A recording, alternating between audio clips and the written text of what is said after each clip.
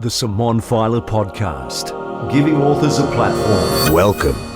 Welcome to the podcast. Today I have the incredible honour of speaking with James Pittar, a man whose life story is as inspiring as his accomplishments are remarkable. James is an internationally celebrated marathon swimmer, renowned for his extraordinary feats in the open water, despite being completely blind. His autobiography, Blind Vision, offers a profound look into his journey from a sighted youth to a pioneering figure in marathon swimming, brought beautifully to life through Brisbane Audiobook Production with the talented voice prowess of Les Horvitz, who also joins us for the chat today. Welcome to the Simone Feiler podcast, gentlemen. Thank you, Simone. Wonderful to have you both. Thank you. So, James, you released the print version in 2019, which has been so well received. What inspired you to do the audiobook version?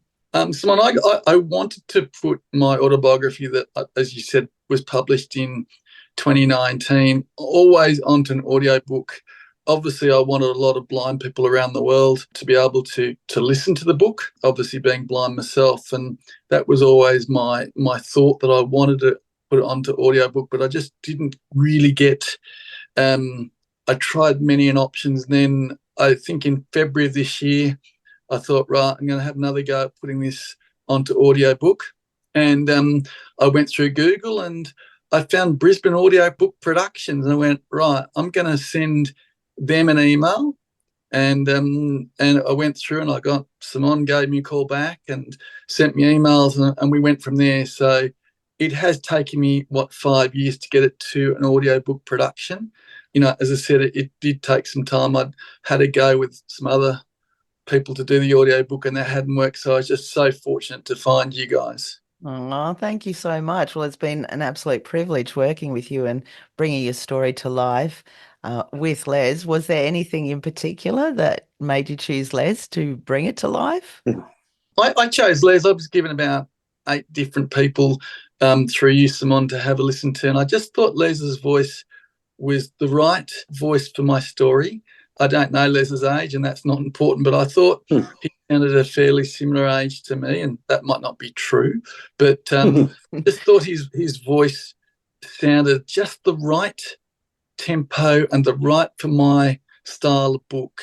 My book goes through different situations, and we look at the subtitle of my book, which is A Blind Man's Courage in the Face of Loss, Triumph and Love, and that's around loss of eyesight and triumph of all my swims and the love of my family and wife and daughter. I just thought Les's voice had the right inflection, the right tempo, and just did the whole book justice. And I actually really think that the book that Les did was just brilliant. He really brought it to life. He's got a beautiful warmth about his voice, hasn't he? He does indeed, absolutely. Yeah. Les, how did you enjoy narrating James's book? Well, firstly, thank you very much, James, for those kind words. I'm a couple of years older than you, but no, I don't think that sort of matters too much in the scheme of things now.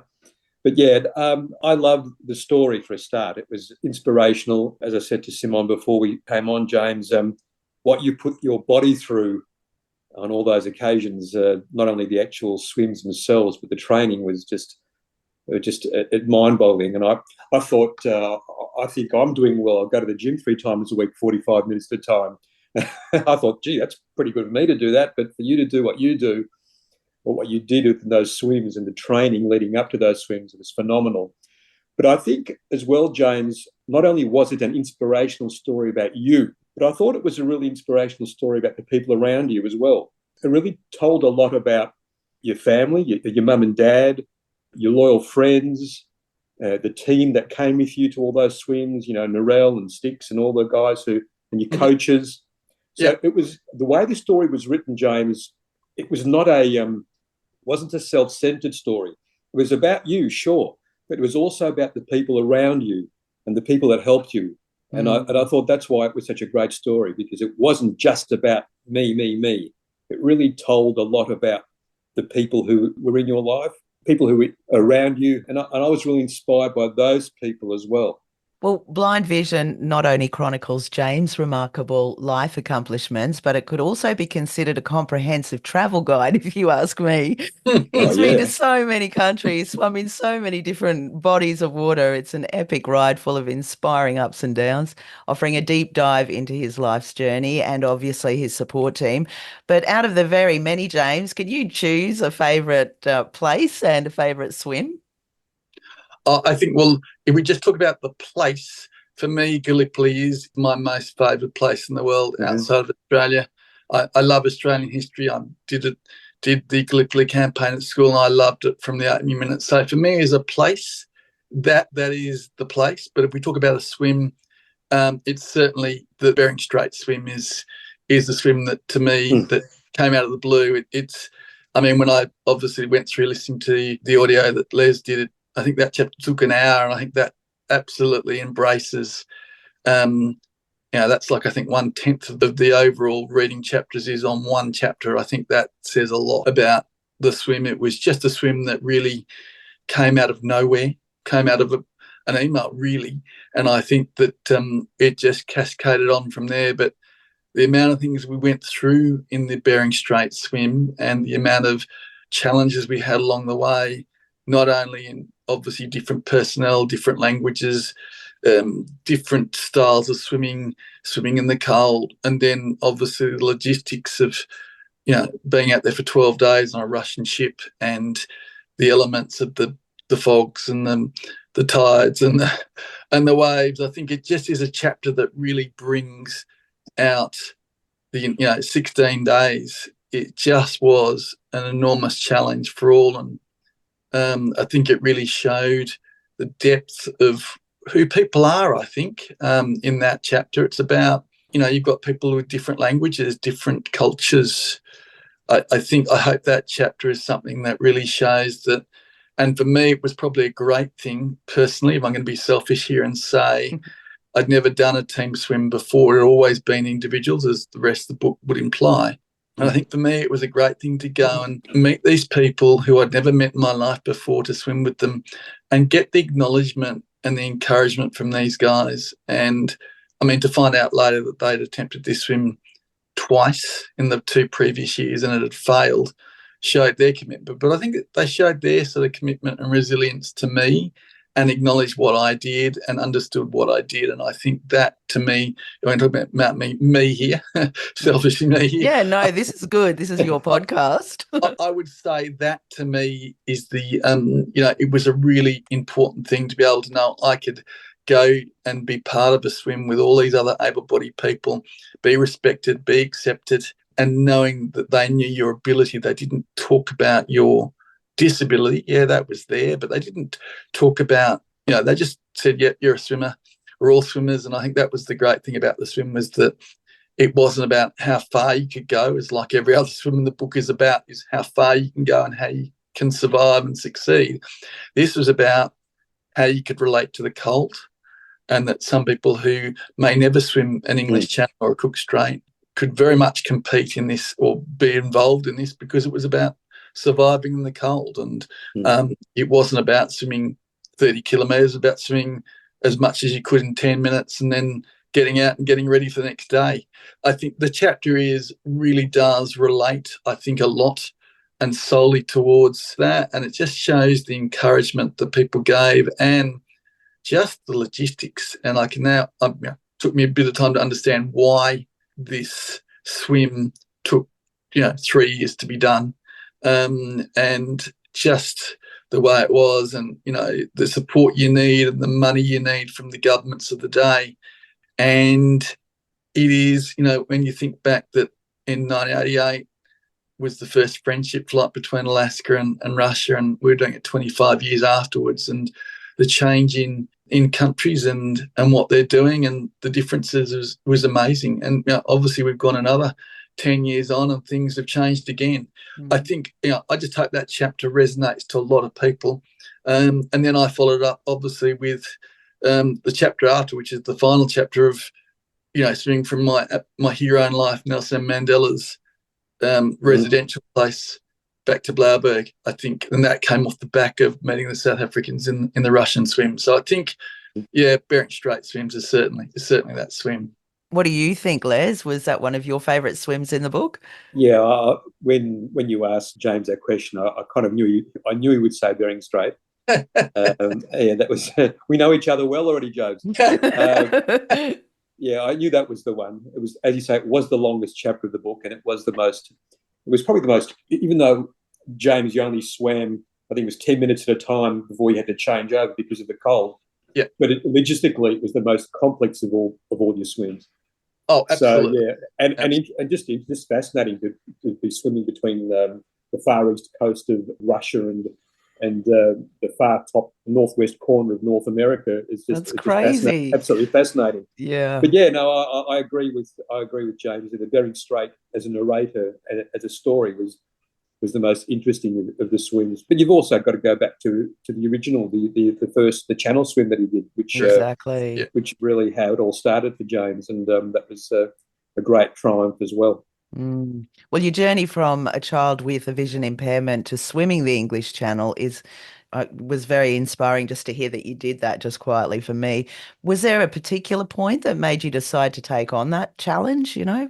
For me, it was about I met the great Jez Renford, and he was one who sort of put the thought in my mind. I always knew that when you make some outlandish comments like I'm going to swim the English Channel, you know that you're going to get some people who think that's not going to happen or an impossibility. And I sort of I heard Lane Beachley speak at a function a few years ago, International Women's Day, and she talked about how at 8 years of age she said, I'm going to be a world champion surfer. And I thought I could relate to that she got some people saying that's never going to happen. And I thought, listening that day, yes, I know exactly where you come from, that I've gone out and said I'm going to swim the English Channel and I'm blind. I knew that would always create a lot of people saying that's not going to happen.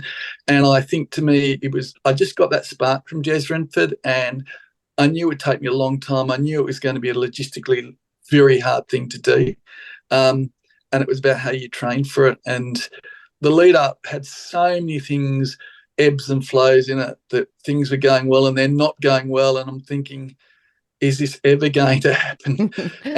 and I remember I met another bloke who's not in the book, Eric Wienmeyer, who's a blind American who's climbed the highest peak of every mountain in the world, including Mount Everest. And he said something like, I won't quote it exactly, he's like, everyone was waiting for him to fail.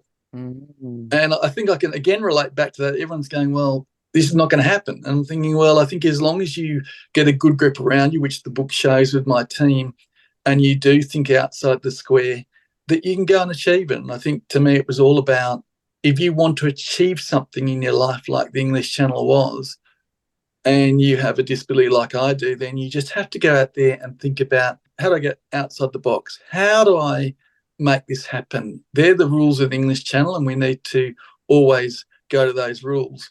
But it's how do you make it work? And you just have to think differently, and you have to train differently. And the English Channel, I was very lucky on the day. I say lucky because the weather was fantastic to me. And, on that weekend, 9 individual swimmers got out and completed swims. There was another swim for the next 5 weeks.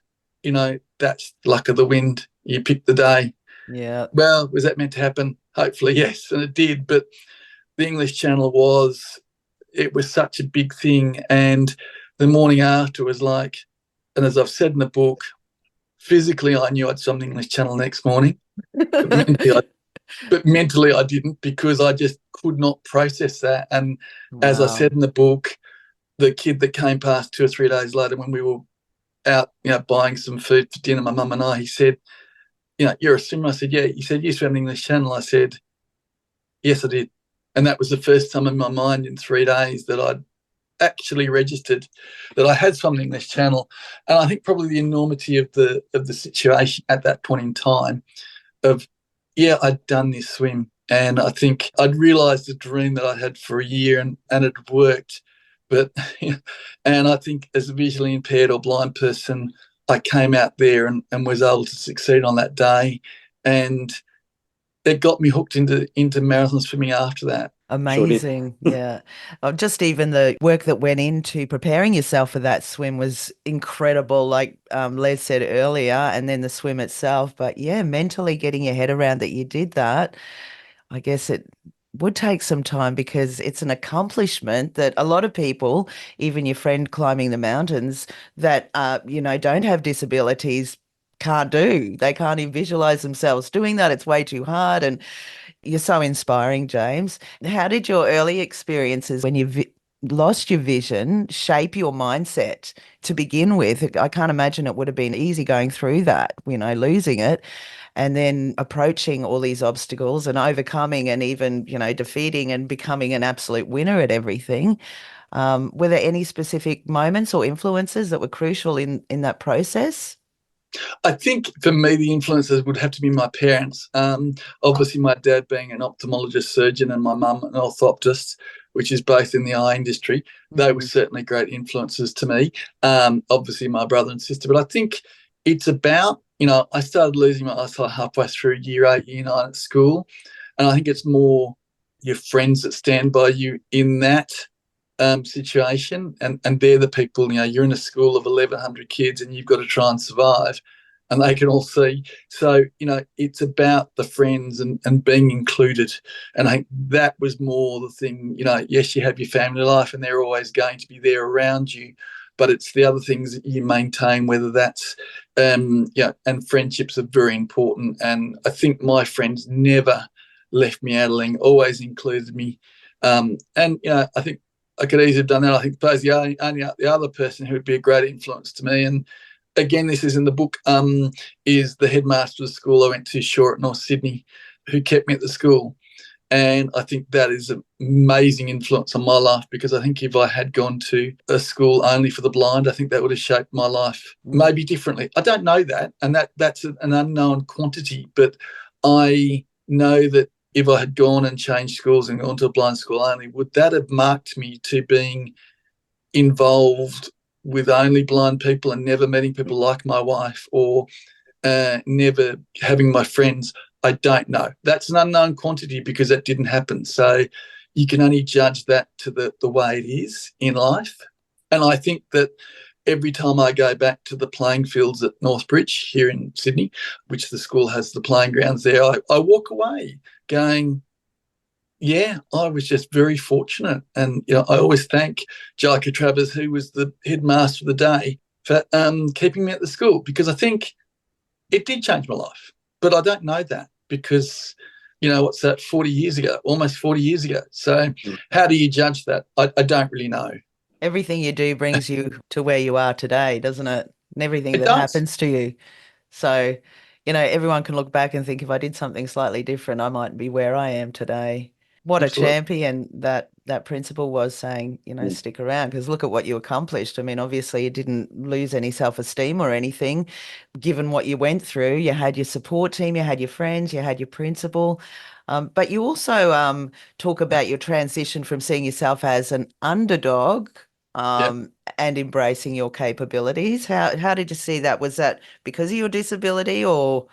I think I put myself as an underdog in the first couple of the swims because, again, it was an unknown of a blind person doing the English Channel or the Manhattan Island Marathon swim. And I think I always thought I was the slow one-pace swimmer. I was always going to find it hard. I was always going to swim 10 to 15% more than anyone else would do in a swim. So I think I always felt I was this underdog person who was always trying to put myself out there to say, yes, I can do this swim. And people saying, oh, no, that can't happen. So I think I always felt as though I was the underdog in my own mind. But I think the swim that really changed that was the Martha's Vineyard swim, which was the one where the American lady asked me to come and swim, not because of my disability, but because of my ability as a swimmer. I think that certainly went, hey, wait a second. She's invited me to do this swim because she knows of what I've done. And that day I ended up actually being the leader. I think that changed everything for me. I went, well, I am accepted. can do these swims.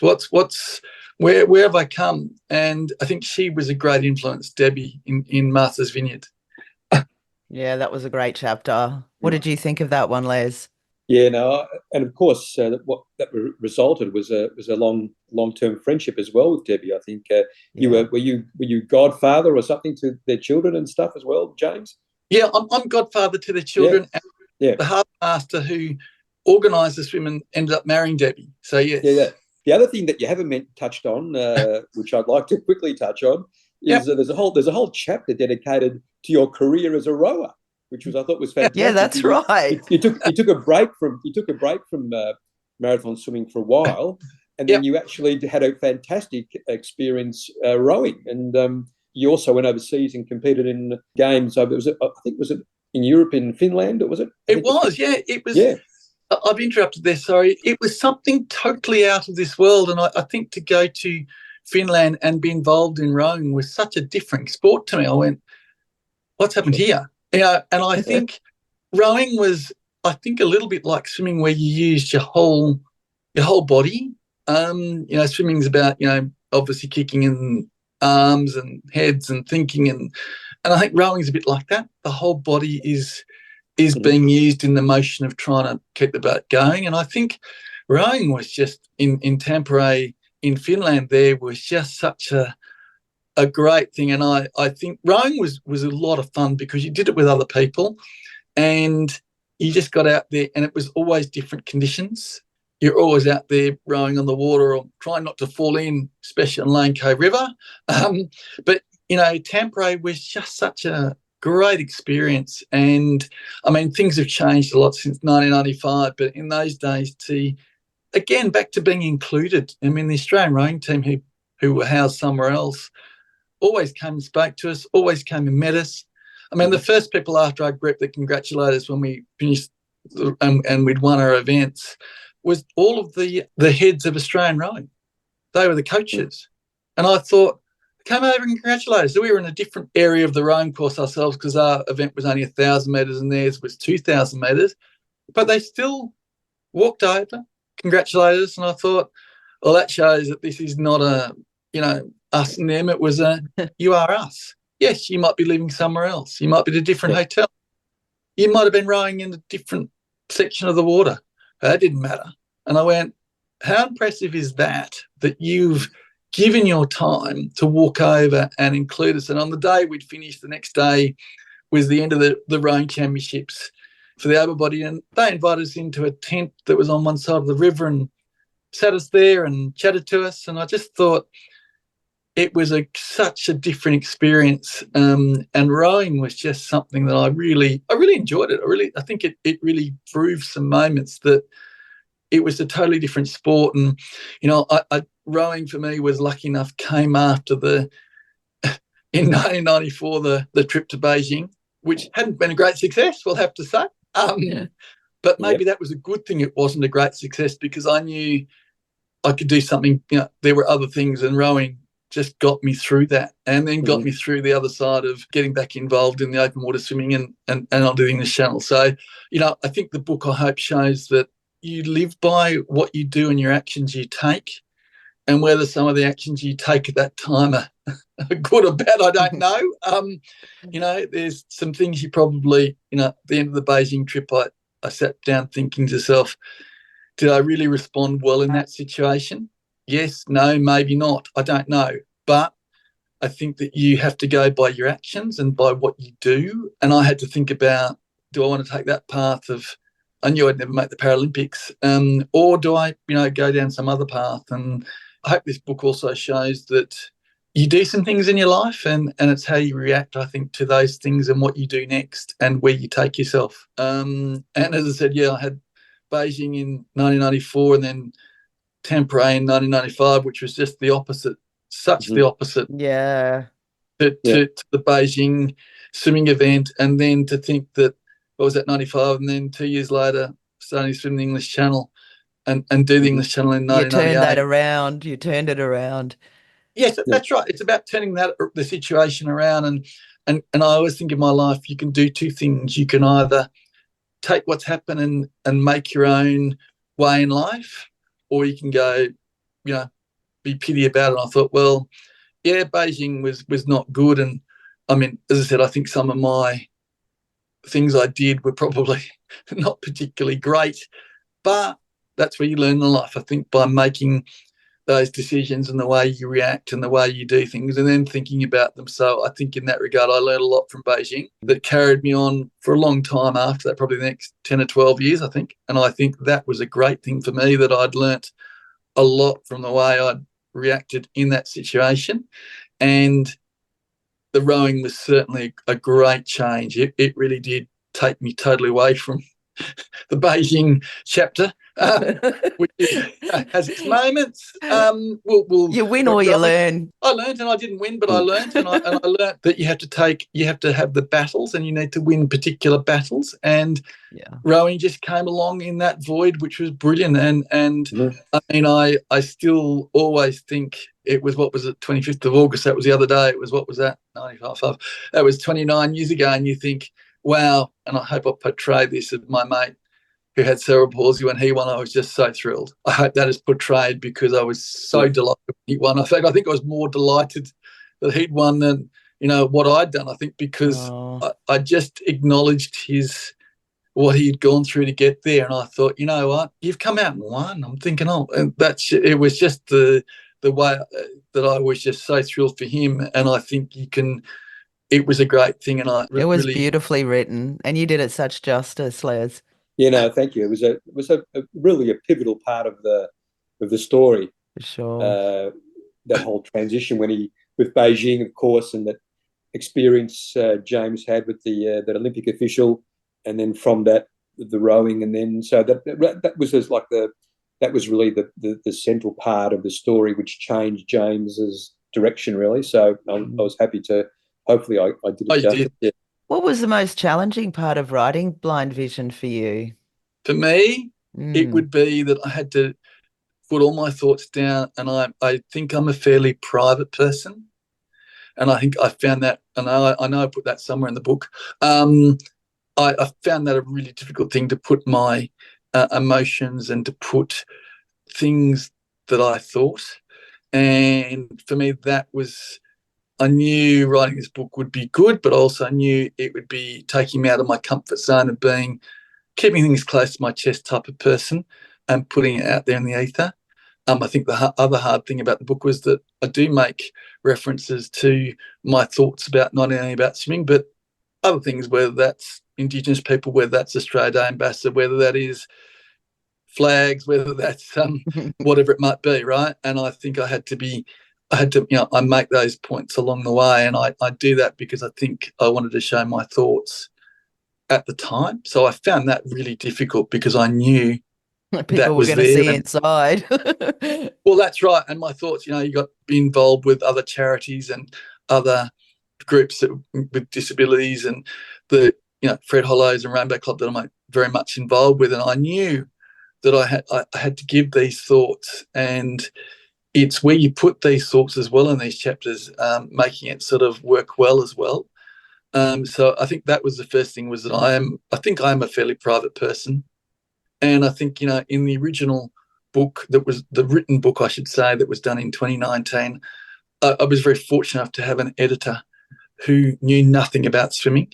And I think that's a really important thing to have in a book, because she'd say to me, well, remember, you want the general public to buy this book. You need to make this sound and be as though if I pick up this book and I know nothing about swimming, I can still get something out of this. And I think that was a really good thing to be, in the way it should be. So, but I think, the book was always going to be a hard thing. I knew it would take a long, long time to do, which it did do. How long did it take? Well, it took, I'd had a couple of goes at trying to do the book, and it hadn't worked. And I went down to Marnebale Beach to do a motivation speech for a group of people involved with CAN2, which raises money for cancer and helps people do open water swims. And it was meant to be a 10-minute speech or 15 minutes, and it ended up being an hour because, well, it ended up being an hour because there were 5-metre swells at Mona Vale Beach, and they weren't going to send novices into a 5-metre swell. So they said, keep speaking, you've got all day now. So I did. And whether that was a good thing, I don't know. But it was funny. This bloke came out of the back of the group and said, have you all ever thought about writing a book? And I said, yeah, I have, but it hasn't worked. And I said, I don't know. He said, okay, give me a month and I'll come back to you. All right. And in that month's time, I had a terrible time in my life in that my mother had an accident and died, and we had the funeral in that next month or in between the month. And he came back to me at the end of the next month, and I'm thinking, I hadn't even thought about you. There's been a few other things happening in my life since you last spoke to me. I said, yeah. And I walked up and I walked away from the house that afternoon after the chat. And I said, yeah, I'm going to do this. So the way I did it was I did most of the book from memory. So every night for 25 minutes, I would put my thoughts onto a dictaphone. And I did that for 4 months, every night for 4 months. And then I would put it onto a computer. My wife would download it onto a computer. And then she sent it off overseas, and they typed it up into 2 sections. They did it over 1 month, one part, and 1 month the next. And then it came back to me, and then I had to find the editor. So and that took a long, editing the book, the physical written book, took a year because, one, it was too long to start with. She chopped out 70,000 words. Wow. You'd be pleased to hear that, please, that you won't put through another 70,000 words. That's almost, that's double pretty much, or just nearly. You won't put through that. Another 6 or 7 hours narrating.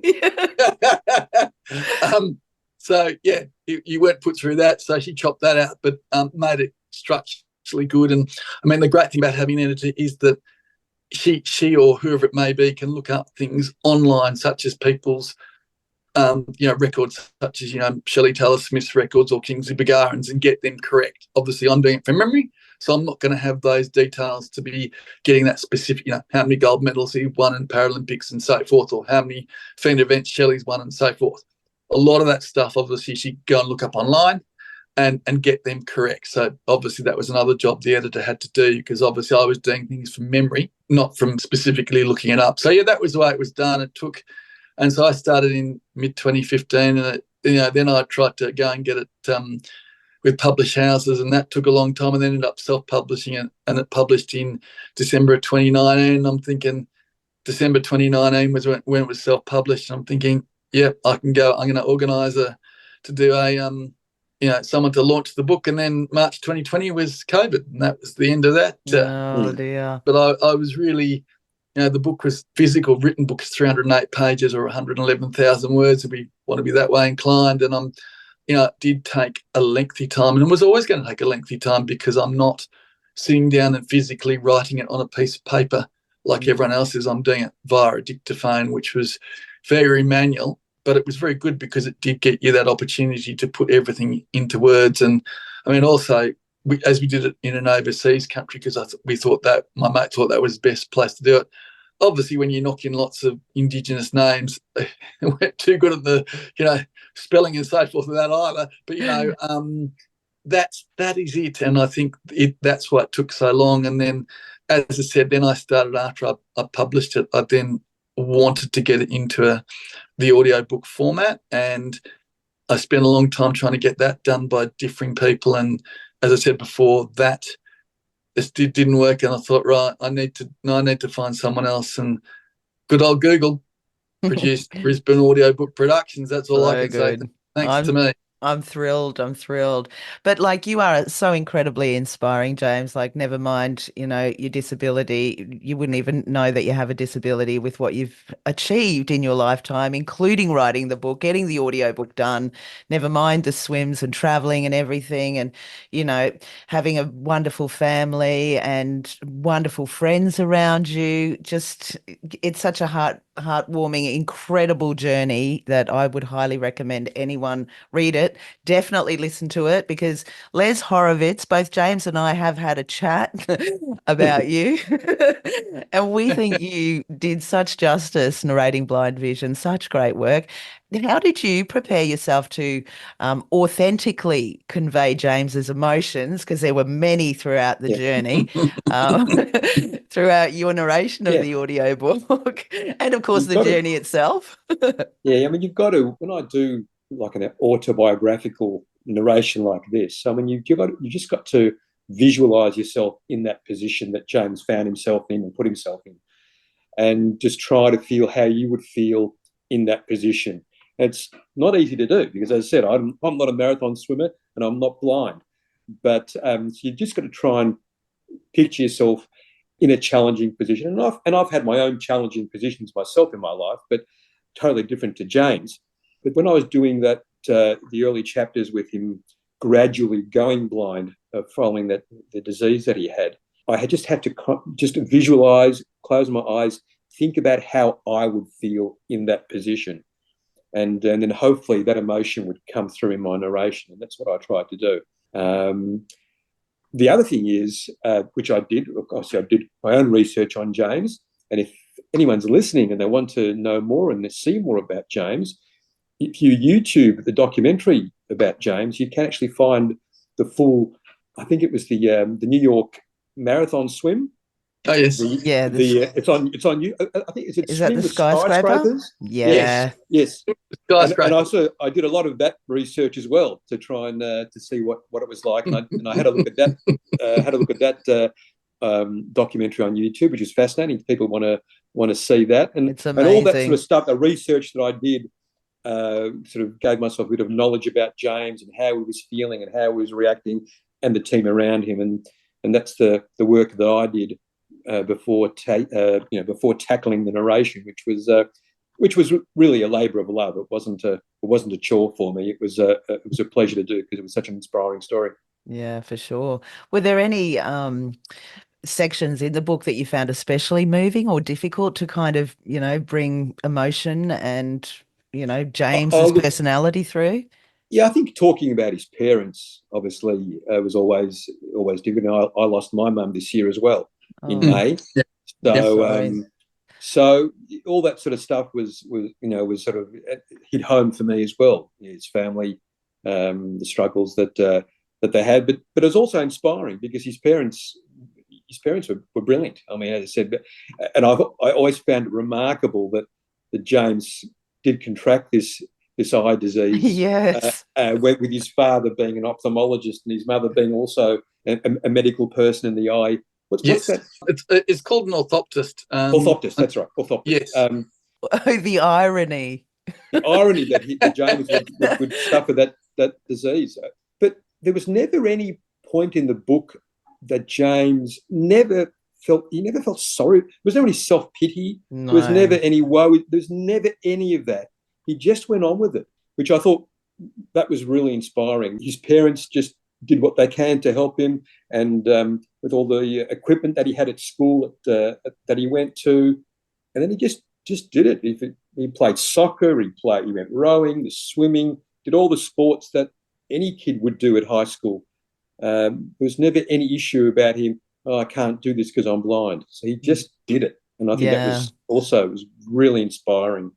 That's one of the things I took out of the book as well. It's like he didn't let anything hold him back. There was nothing that held you back, James. And it's like, I'm fortunate enough that have my abilities and I can occasionally get wallow and think, poor me. But, reading blind vision, it's like, there's no poor you. You just got to either do it or not. Yeah. And you are proof, James. That's such a good read. What about your Shelley Beach swim? It was recognised as a nominee for the World Open Water Swimming Performance of the Year. What was it about this particular swim that made it so significant for you, both professionally and personally? I think obviously professionally for me, because organising your own swim, I think, is always a difficult challenge.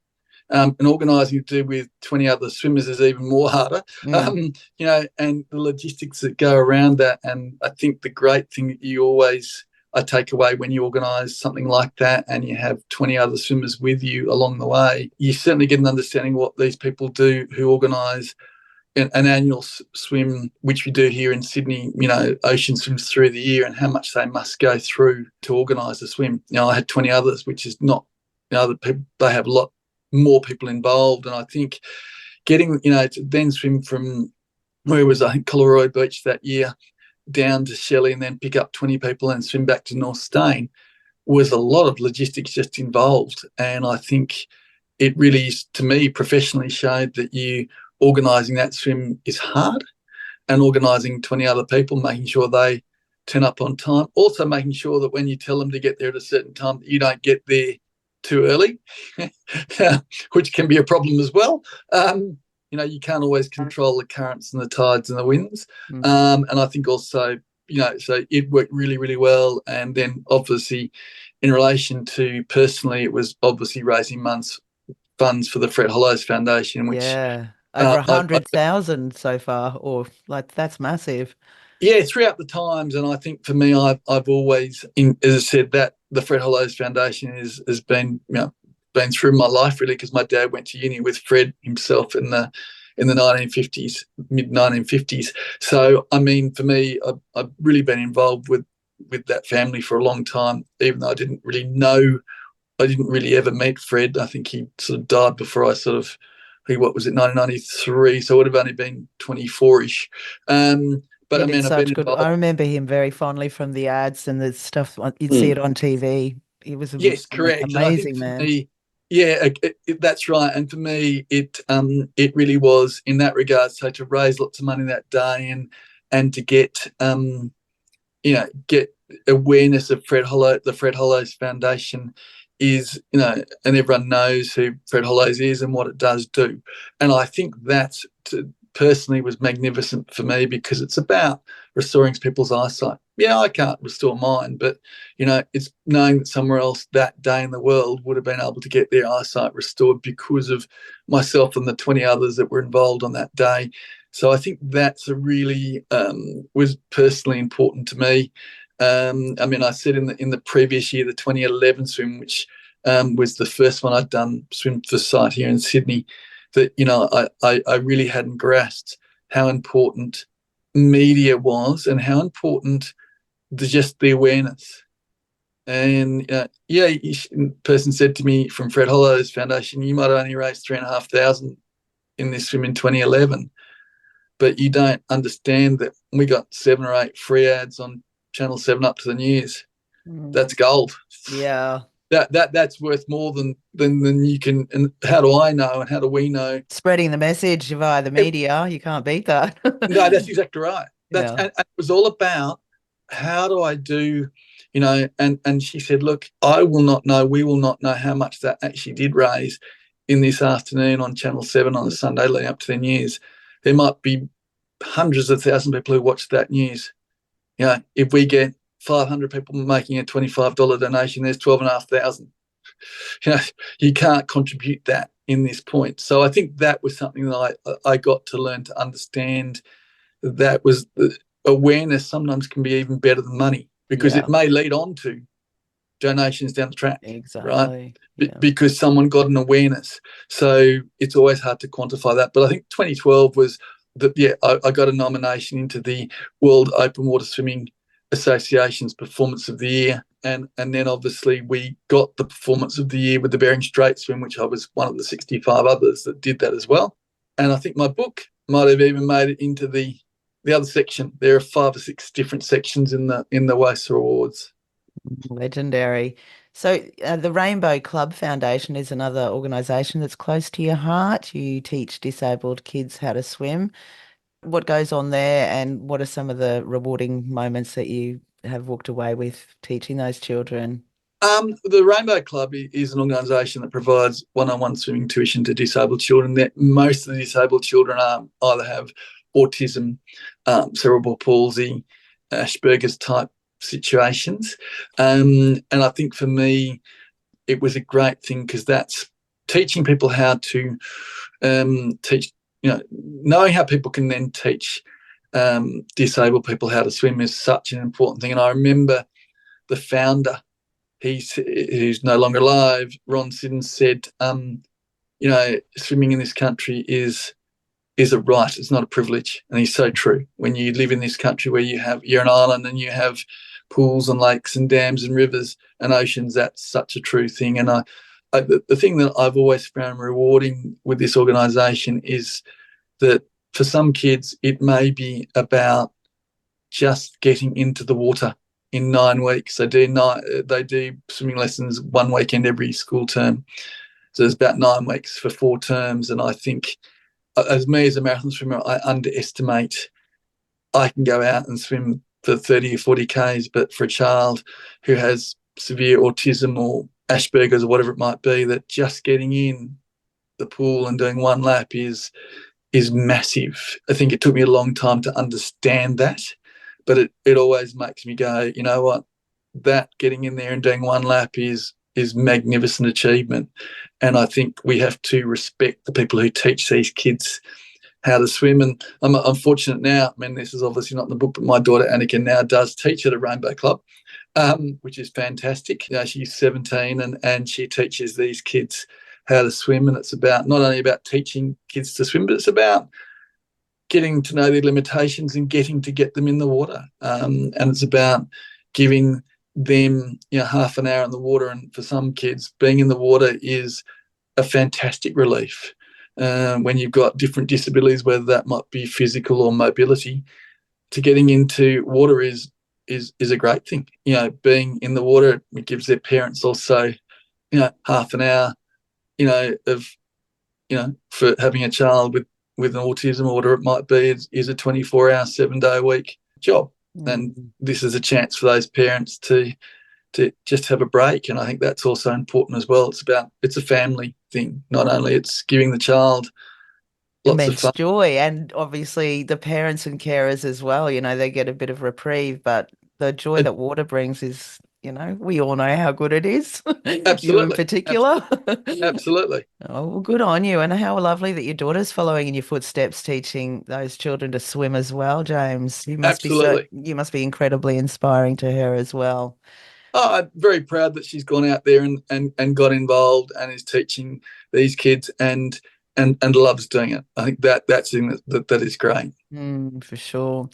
You've had a book written about you. Claire Daniels wrote the Swimming the Continents, which explores your aquatic activities globally. Have you read the book? Have you heard the book? It's funny, I was sent the book. I'm not sure where the book is in my house, but I was sent the book. You need an audio version. I do, but I don't know where would I be able to find the book? Probably not. We have moved a couple of times. So, but yeah, she did do it on me, and it is called Swimming the Continents, and wouldn't have a clue where that is. I'm sure I could look it up on Google. Well, people I'm sure can find it online. I know that Yes. I found it online. Yeah, but that's how inspiring you are. I mean, you've had books written about you. You've had documentaries made about you. You're famous, mate. Yeah, no, and the documentary was, again, a lot of fun of the Manhattan swim. It's 28 minutes. It's called Swimming with Skyscrapers. You know, it was a very interesting time. I didn't respect what it was like to have a microphone stuck up my shirt all the time. And I think that, and that's not because I didn't understand that your anything you say is being heard down the line. You know, it was also an interesting documentary if you want to have a look at it, because I did the swim in June of 1999, which it tells you at the start, but it took just over 2 years in which to get it all done and get it produced. And in the meantime, obviously the 9/11 happened, and it was a difficult thing because I went to the people. I said, "Well, are we going to get rid of that shot?" And he said, "No, you did the swim in 1999. That's part of history, matey. Just because it took us 2 years and an unfortunate incident happened in between that's." And so he left it in there, and I think, okay, well, that's exactly what I think you should have done, because the event wasn't done in November of 2001. It was done in June of 1999, and you need to respect that is, that this is history. This swim was done it tells you the date you did the swim, and they were there. So I think that was an interesting thing as well. But I think the end of I won't spoil it. Anyone who wants to watch Swimming with Skyscrapers, the end bit is magnificent, and that came out of the blue. That was not staged. People might say, "Oh, you staged that." No, I did not. Yeah, That was watch it. Watch it. It's incredible. So, Blind Vision is your story of overcoming adversity and achieving remarkable feats. For anybody that reads it or listens to it, what do you hope that they take away from it, James? I hope they take away, firstly, that having a disability doesn't stop you from doing something that you want to do, whether that's swimming in English Channel or whatever that may be in your lives. I always wanted the book to be of all the fun things that can happen and showing that sport is about competing, it's about training, it's about the hard times. But I wanted to also show the book had a lot of fun and a lot of love in it, because I think anybody who does like marathon swimming or sport like that, there's a lot of hours of training and a lot of times of hardness. But I wanted the book to be about showing the love between myself, my family, but the love of having some fun and taking some funny moments and having a laugh, and maybe having a laugh at yourself as well along the way. I mean, we took a long time to write the subtitle. And I think the subtitle really does bring the book, A Blind Man's Courage in the Face of Loss, Triumph and Love. And I think that absolutely sums up the book, because it talks about, here's a blind person who became blind puberty years and secondary school. Probably not the greatest time to ever start doing that. And then it's about the love of your family and your friends, which is quite important, and your team. It's also obviously the triumph of all the swims, and hopefully that makes people have a bit of a laugh along the way. I think the other thing I'd say about the book is I hope I've showed how important trust is, because you don't do a swim as a blind person without trust. You don't trust your team, doesn't happen.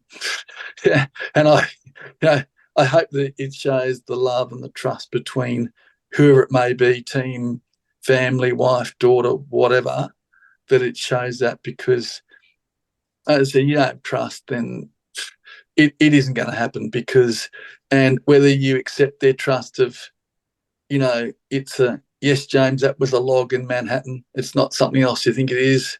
That's, whether you think what it is, but that's about the understanding the trust of and putting your trust in someone else because you're blind. You have to put your faith and your trust in another person, and that sometimes is a hard thing to do. And I hope the book shows that, yes, it is hard, but it's also can have a lot of fun, and you can have a lot of funny moments relying upon people's trust and along the way they do things and understanding the way they're doing it. Because, as I said right near the start of the book, when I swam the English Channel, I realised, I think, two things that day. One, you have to trust your team, but the swimming is the easy part. I'm not out there feeding me. I'm not out there blowing a loud hailer. I'm not out there encouraging me. I'm not out there reading poetry or, whatever, in the middle of English Channel. I'm not doing that. I'm not out there doing kick counts, stroke counts. I'm just swimming, which maybe is that the easy part? Maybe. And the other great thing I think I've thought being blind is that the psychology, and I hope, again, this comes through in the book, that the psychology of, it doesn't matter what you tell a blind person, because he has the trust of his team, he'll go and do it. Whether you're only halfway when you're more than three quarters, neither here nor there. That's psychology. That's about your team. That's about you trusting and knowing, even though you might know that might not be true at the time, but you've trusted them and you've taken that on, and the psychology of knowing that you trust people. I also hope that, I hope that comes through in the book as well. It definitely does, definitely. And that was really well said. What about you, Les? What do you think listeners will walk away feeling? Well, look, just a triumph of the spirit for me. And it's just a determination. I mean, as I'm narrating the book, once James became blind, and that was sort of reasonably early on in the book, from that point on, it really wasn't about his disability or the blindness. It was just about him doing what he wanted to do and his determination to do it. There was very few times after that initial part of the book that he would refer to his blindness. It was just doing the swim, training for the swim, going through all the bureaucratic hoops to get the permission to do the swim, the relationships he had with his team. There was very little reference to his blindness at all in the last sort of probably, 2/3 or 3/4 of the book. So it was just determination, training, friendship, eventually love, and of course the birth of his daughter. And through all that, I struggled to remember much reference to his disability. It was just James and his spirit, his determination. That's what it was about for me. And that's, I think, hopefully, that's what people will get out of it too when they listen to it. That's what I think, the determination. Yeah, and I would agree that, the disability with his vision impairment, sort of after halfway through the book, you kind of even forgot about it. It's just out there with everyone else. And it wasn't referred to. No. It was very rarely referred to. Yeah. So have you guys got anything you'd like to ask each other? Because this is the first time you've had a chat, Sure, isn't it? Exactly. It is. I would like to ask James, are you still working for the Australian Taxation Office? I am. Good question. We generally, stick clear. Yeah, that is mentioned in the book. I've worked for them for what is now 36 years. Yeah. So I've worked in many and varying areas, and I think that's been a really good thing as well to have worked in. And I've been fortunate enough to work in, and I don't think they get a lot of the kudos that they obviously, because of who they are, they don't. It's maybe not the most liked organisation in the world, and I understand that. But I mean, I don't think they also get the kudos that being able to work in a full-time job and a steady job, that you do get the leave to do all the things I do, right? And whether that's training or whatever it might be. So I think they deserve probably a kudos that's more than they get, because it has assisted me knowing that when I'd done a swim overseas, I'd come back to a full-time job. Yeah. And I would get leave. You talk about going and getting leave in the year 2000, the greatest taxation change in history, right? Mm-hmm. In GST and massive tax rate changes and those things, right? Massive change, and doing something on the spur of the moment. Obviously getting leave again, that was around another big change in the system in 2013 with the Bering Strait swim. That was also around I think a bit of a change in the tax rates, and also I think that led to there was a federal election somewhere along the way there as well in that 2013. So getting leave was always a very, you needed that support. So I think that's something that people don't acknowledge, because I think that you get the leave and you come back, and knowing that when you get off that plane at the flight and the next Monday you're back at work, yes, you're still tired and so forth, but you have a job. For some people, they give up their jobs to go and do their sporting careers and then have to come back and study or whatever they may want to do, right? Study or find another job. For me, I could walk in on the Monday, might be sore, might be stiff, but I still had a job. So I think that they need to get the kudos. And I think I also learned a lot from the different things I've done in the ATO, such as being on inquiry phone lines, speaking with people with extenuating circumstances, I think has always given me good things in my life. And it's as I said, to have lasted 36 years is great. Yeah, well, they do deserve the credit that they supported you through all your swims and your times away overseas doing those marathon swims. So yes, they do deserve credit for the support they gave you in that. Absolutely. Well, good on you, keeping a full-time job down, doing all of that, traveling the world, swimming pretty much everywhere there is to swim on the planet, writing a book about it, and now having your family walking in your footsteps. Amazing. A round of applause. So this is the first time I've actually worked with you, Les, narrating, and obviously the first time working with James. How was it working with me here at Brisbane Audiobook Production? And, how did you guys find it? Simone, it was an absolute pleasure. You always responded promptly to any queries. So absolute pleasure working with you. And I do hope that I get the chance to narrate another book with you under Brisbane Audiobook Production, because it was a pleasure to work with you, pleasure to meet you now. Oh, thank you. And I hope we can do it again soon. Me too. Looking forward to it. I'd like to say the same thing. Firstly, Les, thank you very much for doing the book. As I said earlier, I think that you brought the whole book to life, absolute to life. And I wanted to say again, the same as Les, that your promptness at emails, phone calls, and relaxed very relaxed. There was nothing phased you. Give me a call. I always felt sorry if I called you on a Sunday. It was no.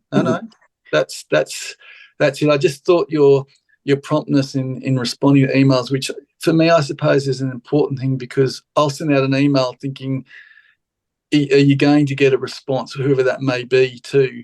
And your response and your phone calls and taking the phone calls was absolutely brilliant. And that, to me, is a really important thing.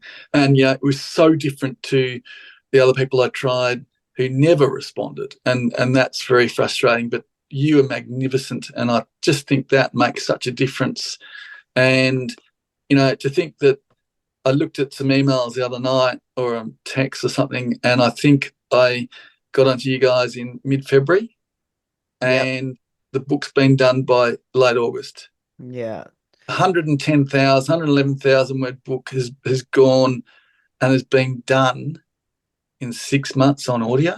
Yeah. That just shows you how good Simone and Les you are. I think that just says it all. And that included, obviously, reading lots of documents and, obviously for me to go through and do things, but it also meant that, it's about getting emails back and forth. That, there's no way that you can do an entire project of 10 hours of reading and all of the stuff that's involved in 6 months, not unless you're a brilliant organisation. That I think sums up 6 months.